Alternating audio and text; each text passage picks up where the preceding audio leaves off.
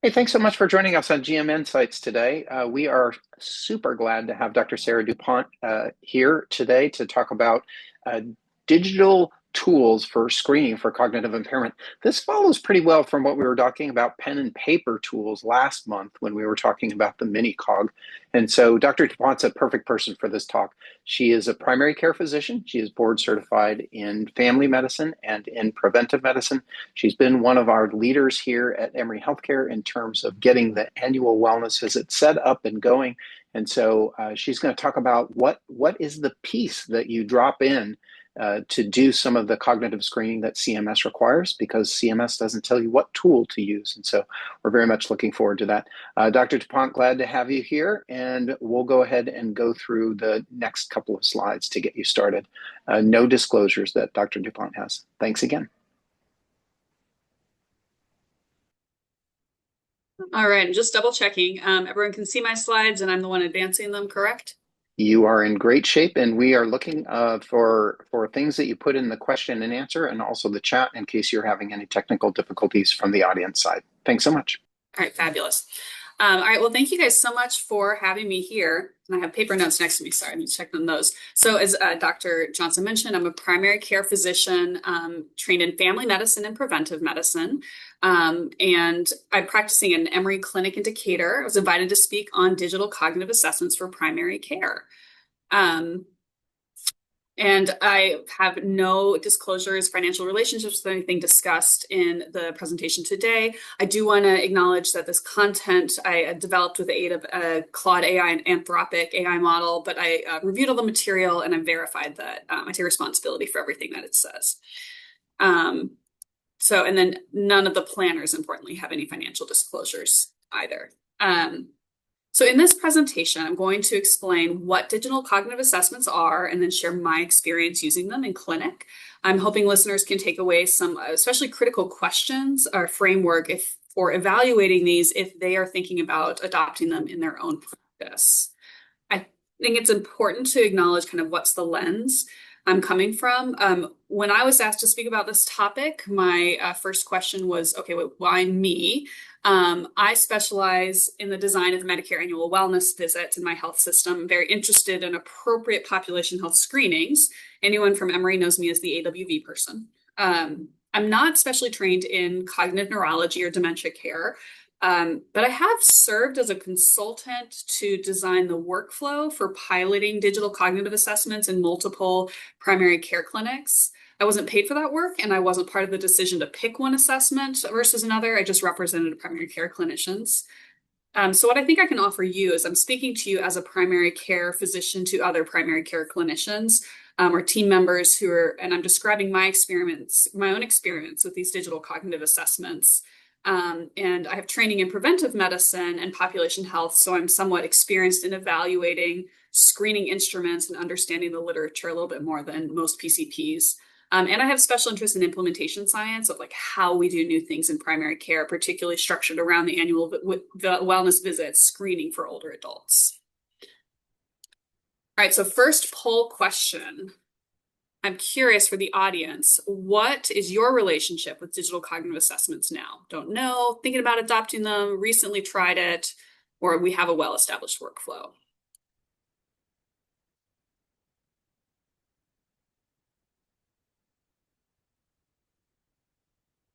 And this is my first time with the Zoom polls quizzes, so you'll have to tell me if how the results will show up on my end. We'll give another 10 seconds and then we see. Excellent. Emma, do you see the results? We'll end the poll and we'll see the results. Yes. Thank you. Okay, so actually for about 2/3 of the audience, they're like, I'm not sure what this is, or they're flirting with adopting one. And a few people do have some well-established workflow. Very interesting. Okay. Let's go. So what is a digital cognitive assessment? So a digital cognitive assessment is a standardized technology administered test of cognitive function. So it's delivered via tablet, a computer, or a kiosk. So it can be at any type of device that automatically scores performance and generates a clinical report without requiring a trained examiner to administer or score it. So this is in contrast to what we might call paper screeners, things like the MOCA, the MMSC, or the mini-cog that are clinician administered or manually scored. Those are more at risk of being more subjective than formal neuropsychological testing batteries. But those batteries may take hours and special expertise. So digital cognitive assessments try to sit a little bit more in between. They are a bit more objective and domain rich with like consistent administration, but more scalable than neuropsych evals because you don't need a trained administrator. It's administered and automatically scored. And for the majority of these, the idea is that the report is available to the clinician before they walk in the room. So they already have that report. Digital cognitive assessments are very attractive right now because they're looking to fill what's like a real need that is perceived. This slide is actually from the group that was putting together the workflow for our clinic. But just the idea is that the burden of cognitive impairment is growing with the aging population. So the actual rate of cognitive impairment is slightly lower over time, but the number of aging adults is just growing. And so there is a large population of people with mild cognitive impairment, particularly that is under-detected. And it's going to be growing and further more advancing cognitive impairment. And we have a very tiny pool of trained specialists, cognitive neurologists, or neuropsych testers to do the diagnosis. And especially with new disease modifying therapies, there's more of a demand for early diagnosis. And it's this potentially enormous pool of need that needs to be shifted over to primary care more and more in order to meet the demands. Which brings up then the next problem that primary care is busy. I don't need to tell you that. So formal screening instruments and conversations, it's hard to fit into visits. It's hard to make it routine when there's a lot of other high priority competing concerns and conditions. And unless you have trained people in the clinic to administer cognitive tests, it ends up being a lot of provider time, and that can be very burdensome. And then, as we talked about before, paper-based screening tests, they rely on a trained administrator, and they really need to stick to the protocols for them to be valid. And they're only as sensitive or specific as the test conditions are, optimized. And they don't always have great discriminatory power. They can lack sensitivity of picking up impairment, or may pick up false positives, lack specificity. And unfortunately, the tests with the best discriminatory power tend to be the longest. And so this is the challenge that people are looking at. And then the answer is, okay, technology can fix this. I will admit, I am a tech skeptic. I'm always a little skeptical when they say I've got the silver bullet with technology. It's ironic, I know, in what I do. I do think we sometimes look for magical technical solutions to very complex problems. But I do think that there is a real opportunity here for technology to help us out with this piece of the screening and scoring and testing, that there's a real opportunity here. So let me give you some examples of digital cognitive assessments in the marketplace. And these are examples, they're not endorsements of products. These are just some of the most common ones. The Linus Health Digital Clock and Recall is the name of their very short screening instrument. That's like 3 to 5 minutes. That's what our clinic has integrated into our workflow for every annual wellness visit. These are some other really common screeners that are in the marketplace, have made kind of a larger presence and some more research behind them too. Some of these were developed specifically for researchers to recruit subjects and identify dementia for the purpose of research studies. Others are designed to find like the earliest stages of cognitive impairment. Some are designed specifically to be tied to wellness visits. They were like, people saw this annual wellness visit opportunity. They make them as convenient and short as possible so that they don't disrupt the workflow. And others are designed to maximize additional billing opportunities. They all see a huge market potential because patients are worried about their brain health and clinicians are worried about their worries and short on time. And they all incorporate some degree of what they call AI or machine learning, because also that's very splashy right now and a big technological diagnostic opportunity. But my point is we do need to be savvy consumers. I considered trying to give you a table comparing every one of these and what they measure the pros and cons, but it's just very difficult. And one, I think it'd be very hard to avoid commercial bias in that table because without expertise in cognitive testing, from my perspective. And because a lot of what's published out there, what's readily accessible, is published by the people who made these tests. And so it's hard to go with direct comparisons, and what they work in, I think, takes a lot more research of having to know your context. So I'm just going to instead share my experience with one of these products and then give you some broad principles for looking at this overall. And then I'm taking a look real quick at questions. Are there AI applications that can do cognitive assessments that you're aware of? So I think all of these have, to some degree, are incorporating AI. It's like, what is artificial intelligence? So whether it's like an interactive chat, large language model, I'm not sure if there's ones where they're talking to them, although I do know that there's some in development, but I don't know if there's any in market. They are using machine learning, which is where you ask a machine to detect something, but you don't necessarily know how it gets that answer, and you train it on large population studies. So that is, in essence, using some AI to detect it that they're built off of. I think, Ted, you just came off mute. Did you have comments or thoughts on that? I agree with what you said. Then this is a yes, and we do have some colleagues at Indiana University who are using machine learning in the background to scrub through notes and figure out, all right, based upon the constellation of complaints and concerns that this person is voicing and different patterns in their visits, that they might be ripe to be screened by a cognitive through a cognitive battery. And so there's some pre-screening that's going on, but agree with your answer. Thanks. Yeah, and regarding the sorry, cost, Sarah. Sorry, go ahead. No, another question from Dr. Patel is, do you know how much are the costs of this test? How much would that And be? I will actually bring that up a little bit later. It's actually a very hard question to answer. And that's one of, I think, the problems of this area is they're not particularly transparent about it.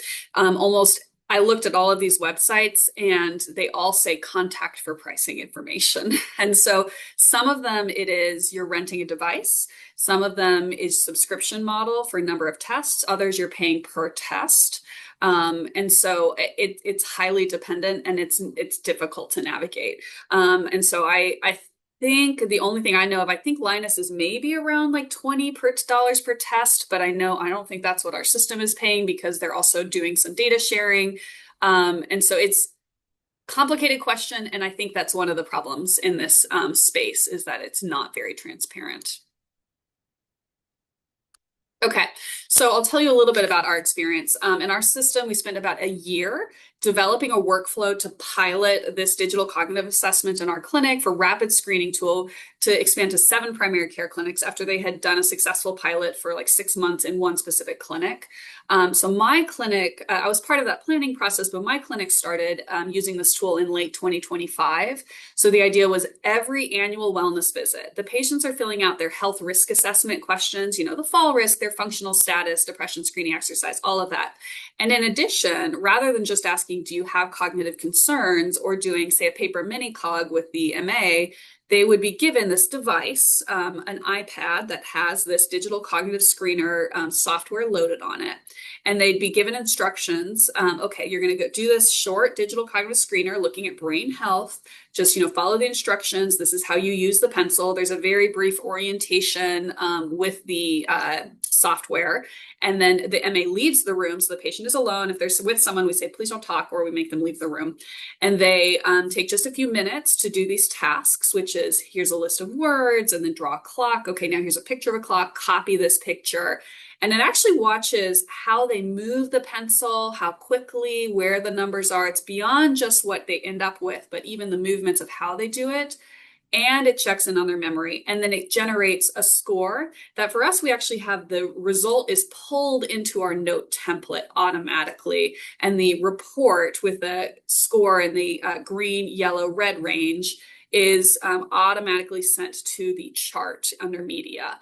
That took a little bit of technical work in the background, but that's all done. So I can look at it before I walk in the room. And this is just a screener for cognitive health.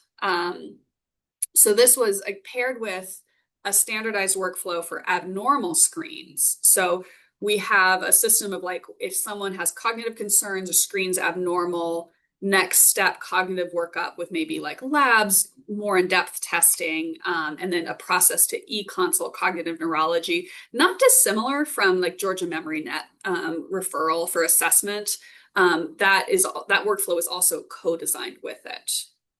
So this is, you see here on the right, this is what a typical report would look like. They tell us about their overall score on a score of 0 to 5, how many words, that immediate recall, and then it tells you like, hey, this is where there were problems. Like, was it clock drawing or was it like the actual clock performance? And it might tell us. And red is like, hey, there's almost certainly cognitive impairment present here. Yellow is there's a need for further assessment. Green is it seems all cognitively intact in this assessment.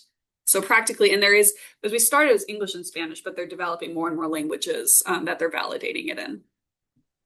So Sarah, sorry, essentially it's a mini cog. It's exactly the same. It is essentially a mini cog, except it's watching again how you draw the clock. So how quickly the pencil is moved. So it's got better discriminatory ability than a traditional mini cog. So almost think of it as like a bit of an enhanced mini cog. But yeah, on the surface, which I will say that's actually one of the issues we've had with patients is that they tell, some patients are like, I don't want to do this. A nurse came to my house and had me draw the clock. I already did this. And it's like, well, this is more sensitive. This is going to pick up more subtle impairment. It's less subjective. I find myself stuck sometimes on the mini cog on scoring the clock because I'm like, well, does that quite this or that? And, partially because I'm primary care, I need refreshers from neuropsychologists about appropriate scoring, but there's no guessing. It gives you a very precise score. Okay. Yeah. And the other digital cognitive assessments may not have the clock draw. They may just have word recall. They may have trails drawing. They usually involve some level of drawing because that's a very complicated task, but they may have different types. But if you look at all of the cognitive assessments, it all feels like pieces of the MoCA taken and put into a digital assessment. It's all going to feel very similar because they're all drawing off of these well-validated screeners that are on paper and then saying, okay, now can I digitize them to take away the operator problems for it? So some issues, we've conducted over 700 of these short digital cognitive assessments. We had really higher than expected positivity rate. So in the yellow or red range was more than 50%. We suspect our population was different than what they were initially validating it with. So less educated, less tech savvy than that initial population. So specificity is kind of lacking. So that meant I've considered the negative predictive value of a green score pretty strong, but you really needed to contextualize the positives. And then because we have this, I will say, because we have this shiny new product, we used it for everybody. Our screening took a major leap forward. I think that our conversations about cognitive health and more assessments like really advanced. We're doing much more robust screening and follow-up. And so even though it's had some issues, I would do it again. I've been happy with it. And I think it's been successfully implemented. But I think what was key to that success was having a so what? What's our next step? If it's in the yellow range, you can't just say, oh, sorry, you have impairment, move on. That is just a signal you need to do further evaluation. I'm running a little short on time, so if I have time, I will go back and tell you a couple of patient stories about this, but let me go on to some of these other things. So next poll question, what are some questions you would ask? Just put a free answer if you are trying to evaluate or pick a digital cognitive assessment.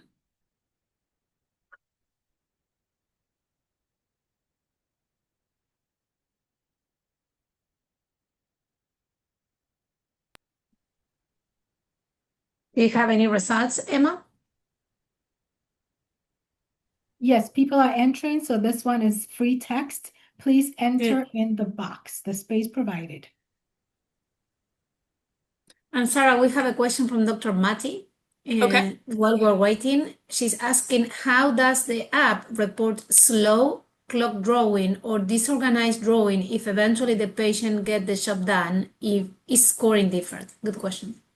Yeah, so it actually gives a clock score out of 100. So, and the nuances of exactly how they're scoring, I'll be honest, I don't know. Like they are available to explain that to me, and I didn't retain that very well because I was just like, okay, like I have a sense of what it's doing. But they give a score of maybe 0 to 50 of looking at speed, the pen movement of basically like how normal is this compared to in populations we know have impairment versus do not. And I was wondering because we kind of have similar situations here at Grady where we score patients and the screen tests are really low. If you take in consideration the educational level and if they have less than 5 or 6 formal years, if you still do the screening or you do something different? Great question. There's not a specific threshold of this is appropriate or inappropriate for this group or not. There is just like, you would just then need a sense of, all right, how is this performing in my population? Which is my point that I'll make for later is that these digital cognitive assessments are subject to the same problems that the paper screeners are. And I would argue possibly more because they are not widely tested in many different settings. So I'd say that's a big like asterisk. I can't actually see the answers here, but that's all right. We'll go on. I want to mostly people to move keep the juices flowing. All right, so questions to ask. You need to be a savvy consumer. So critically, what are they measuring? So the field of cognitive testing is very complicated. Neuropsychology is an entire career for a reason. But knowing that each task on a cognitive test, like drawing a clock, so we're talking about with like the mini cog, or recalling words, it's measuring a specific domain. And so all those different tests actually have picked different domains that they're measuring. And some are more sensitive to certain types of dementia. Some are more susceptible to education level or to cultural barriers. And so you should at least know what cognitive domains are they actually measuring and how applicable is that to what you are trying to find. And then also similarly, what are they detecting? What are they saying they can detect? Is it mild cognitive impairment? Is it any type of dementia? Or are they comparing their test to finding biomarker positive Alzheimer's disease? Which those are actually different things and they have different thresholds of sensitivity. And so like some of them, when they were designed for research settings, they're like, our ability to detect biomarker positive Alzheimer's disease is this. That's different. So you should know when they say we are this sensitive for what? And then who is this validated for? So like what age? Some, like the ones used in our clinic, they're only tested and validated in age 65 and greater. So it's not appropriate to be using that at younger ages. Though, sometimes if you don't have a tool, you do your best. And then was this tested in primary care? So was it deployed in the general population? Was the study done in the United States? Was it done in a population that looks like your population and what you care for? Often the answer is no, but get a sense of how close was it? How much does it actually cost? This is like a big question that's hard to answer. And I will mention some of the tests are specifically designed. They say, hey, we'll help you with billing for this service. But I do want to mention that that usually requires time billing, which is at least 16 minutes. So that may not be feasible if you're trying to do this as a screening integrated like into any workflow. I'm going to give you we call this the critical appraisal of the literature in our preventive medicine training. So I'm going to give you just a quick review of some key biostatistics concepts that I think are really important to keep in mind when you're thinking about these digital cognitive assessments. So sensitivity and specificity, they're test characteristics. They're not clinical guarantees. So they're performance of a test at a prescribed cutoff. So a test could have 85% sensitivity in a validation study, but then real world performance could be very different. So sensitivity is how often you catch true cases of cognitive impairment. Specificity tells you how often it correctly clears people who don't have the cognitive impairment. So high sensitivity with modest specificity in cognitive assessment means a lot of patients are going to screen positive who don't have cognitive impairment, which can create downstream anxiety, unnecessary workup and burden, but also avoids missing cases. So what we really think about is positive predictive value and negative predictive value. So how likely is it when you have a positive, is that really a sign of cognitive impairment? It's what we really need clinically. It's rarely given because it's dependent on the prevalence in your population. And so my brain just turned off, sorry. So a tool, say, that has 80% sensitivity and 80% specificity, it performs very differently if you're screening all 65-year-olds writ large, because that's a lower prevalence, versus patients who have been referred for memory clinic concerns to a cognitive neurologist, because that population referred for concerns will fundamentally have a higher prevalence of impairment. So imagine if your practice had, say, a 15% rate of mild cognitive impairment among older adults, which is like fairly common in the population. That test with 80% sensitivity and specificity means a positive predictive value of about 40%. So meaning most of your positives are actually false positives, and you can do more testing and they're going to come back normal. That nuanced biostatistics that you have to dredge up for medical school, but super important when you're interpreting these test results. Prevalence matters. And that's important too when you're looking at their validation studies, because they sometimes enrich the samples that they're studying. They specifically purposely are mixing in known dementia cases to test them, which means they have a higher prevalence. So it makes the performance better. One of the quick ways of getting this a sense of test performance is area under the curve. General rule of thumb, that's overall sensitivity specificity. If it's over 0.7, it's generally a pretty good performance. And then again, what population was it validated for? A lot of these use machine learning on a test population sample to train it, but then they need to have done a validation study outside of that population. And then what was the reference standard? Was there reference standard clinical diagnosis versus neuropsych testing versus biomarker confirmation? And how big was the study? So BrainCheck's main study they cite has 99 people in it. Versus CogniView has 887 people in it. So like, these are all the basic questions. And who funded it? So manufacturer funded studies consistently report better performance than independent replication. And unfortunately, the vast majority of validation literature about any of these assessments are from the manufacturers. There's just no way around it. So in short, apply the same skepticism to these tools that you'd apply to a new pharmaceutical. Look at who funded the study, what population was studied, whether the reported numbers are ones that actually answer the clinical question you care about. And then keep in mind, device is not always friendly to every user. So disabilities with hearing, vision, fine motor skills are going to affect scores, and sometimes it's just not the right for every patient. I have some patients where I hand them a tablet, they immediately are getting very stressed out, and I'm like, this is not the right tool for you, and that's okay. Or someone who's had several fingers amputated and it's testing their clock draw abilities, I'm like, this isn't going to be accurate, like just don't do it for them. Scores can vary day to day, just like with the paper tests. They're susceptible to sleep the night before, the medications they're on, their stress level. You can see variation, so don't anchor on, oh, there's a point difference from last year. Like there's natural variation. You may need to repeat the tests. And these are screening tests. They're meant to be highly sensitive and less specific. So again, thinking about a lot of positives in asymptomatic people, you need to think about these in the whole clinical context.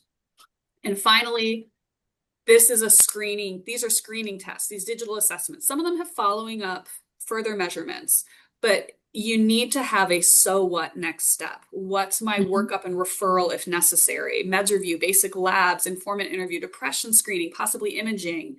It's not a one-step process. And so I want to give a shout out to the CARE toolkit from the Gerontological Society of America. I think it's a really good resource for this process. I've used it, and I think about this in my workflow for these digital cognitive assessments. That was a whole heck of a lot. I'm sure there are questions. I did. Thank you so much for that. And sorry to interrupt. I did find your responses to your last survey. If you give me the chance to share, it will unshare what you're doing.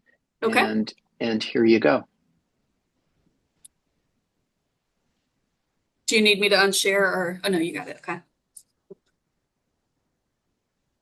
Yes, I love it. Sensitivity, validated. All good words or valid concerns.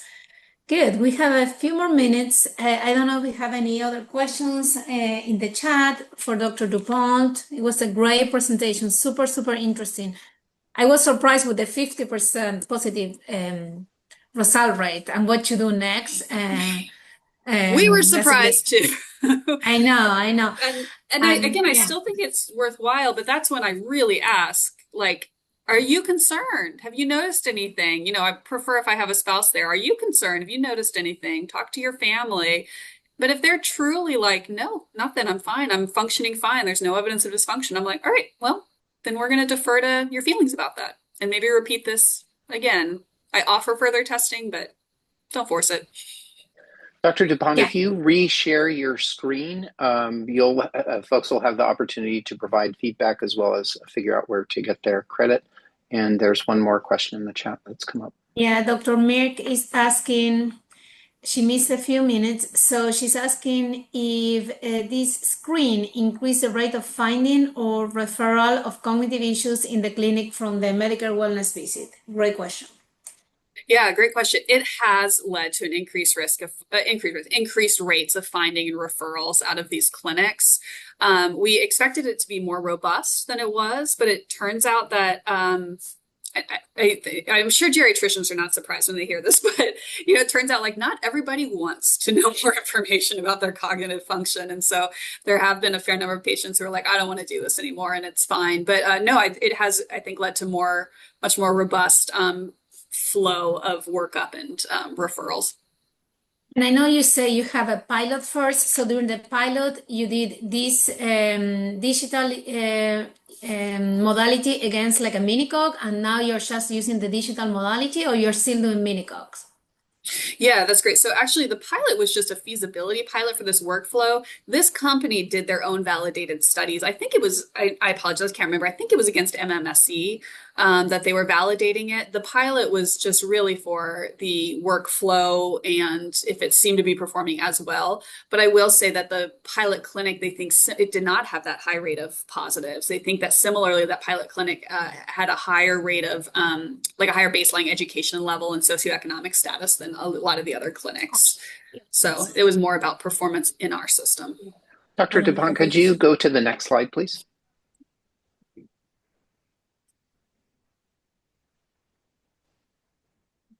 Good, perfect. So that was an excellent presentation. Thank you so much, Dr. Dupont. I don't know if you have any more questions, but it was super, super interesting, and we're looking forward to your new research. So looking ahead, we just want to announce the next GMN site. This is on July 15, and we'll have Dr. Hales, and definitely talking about more memories. So thank you so much for joining. And if you guys have any other questions, we'll have a few more minutes. And thank you again, Dr. Dupont. That was great. Thanks for having me, y'all. It was a pleasure. Please don't forget to fill this CME so you have credits for the attendance today, okay?